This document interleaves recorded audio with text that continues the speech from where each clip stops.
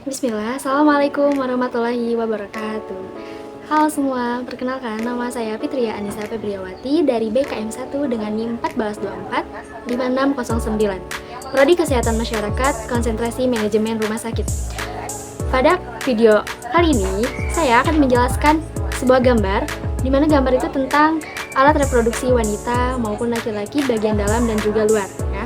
Harapannya dengan video ini nanti kalian akan jadi tahu gitu, mana aja bagian-bagiannya dan juga fungsinya. Oke, selamat menyaksikan dan jangan lupa di like and subscribe.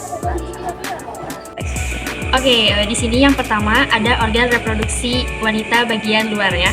Yang pertama di sini ada vagina. Vagina ini merupakan saluran muskola dan membranus yang menghubungkan uterus dan juga vulva. Vagina terletak di antara kandung kemih dan rektum. Panjang bagian depannya ini sekitar 9 cm dan dinding belakangnya sekitar 11 cm.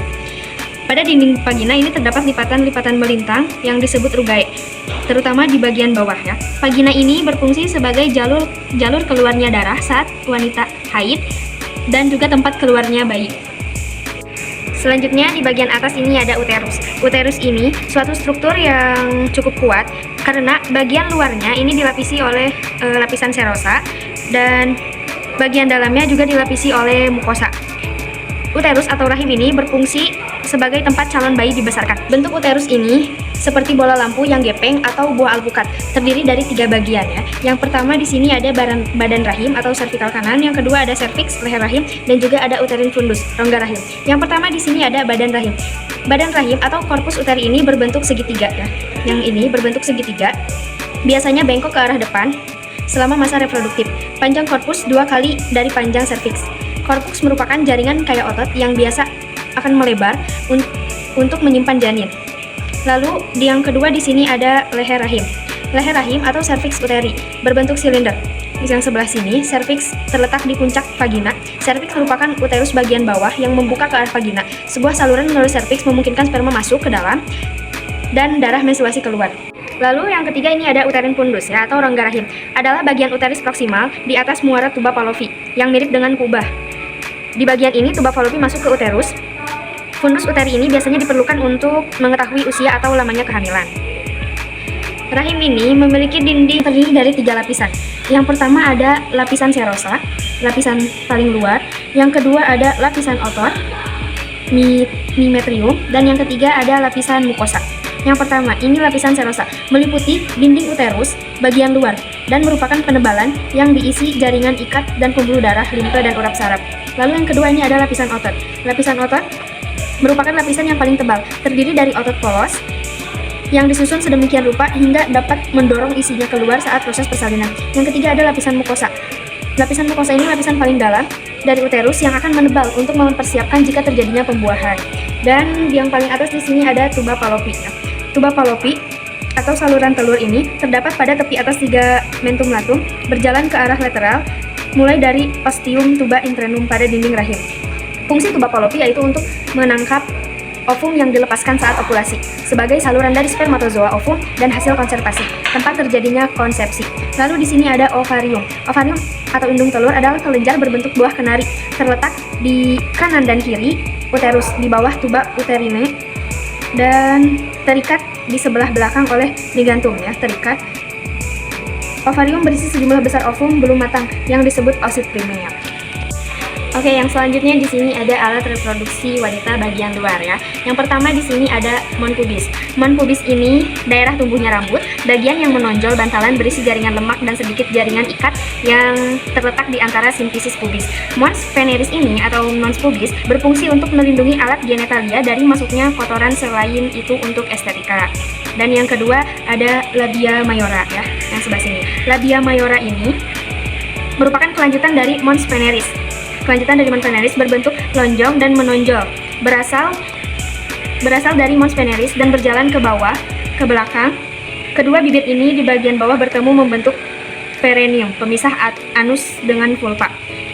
Ini berfungsi menutupi organ-organ genitalia di dalamnya dan mengeluarkan cairan pelumas pada saat menerima rangsangan. Selanjutnya di sini ada labia minora atau bibir kecil ya, ini yang pink ini. Ini merupakan lipatan di bagian dalam bibir besar tanpa rambut ya, yang ini tanpa rambut, dan bibir kecil ini mengelilingi orifisium vagina. Lanjut ke sebelah sini ada vagina.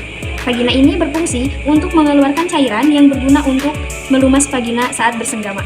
Lalu di sini ada uretal atau lubang kencing ya. Fungsinya sebagai saluran untuk keluarnya air kencing. Dan yang terakhir di sini ada klitoris.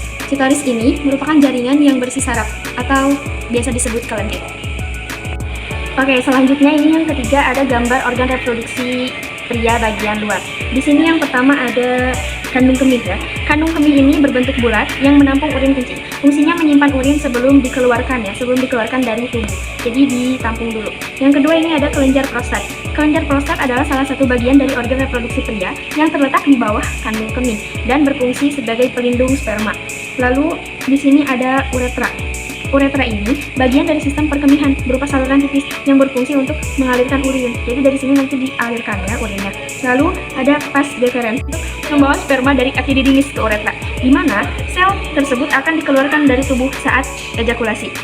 Lalu testis ya. Testis ini merupakan kelenjar reproduksi berbentuk oval yang berada di dalam skrotum. Nah, skrotum ini merupakan kantong kulit tebal yang mengelilingi dan melindungi testis. Lalu di sini ada kepala penis. Kepala penis ini merupakan bagian ujung penis dengan bentuk mengerucut dan terdapat lubang saluran uretra. Selanjutnya yang terakhir di sini ada gambar alat reproduksi pria bagian dalam. Yang pertama di sini ada testis.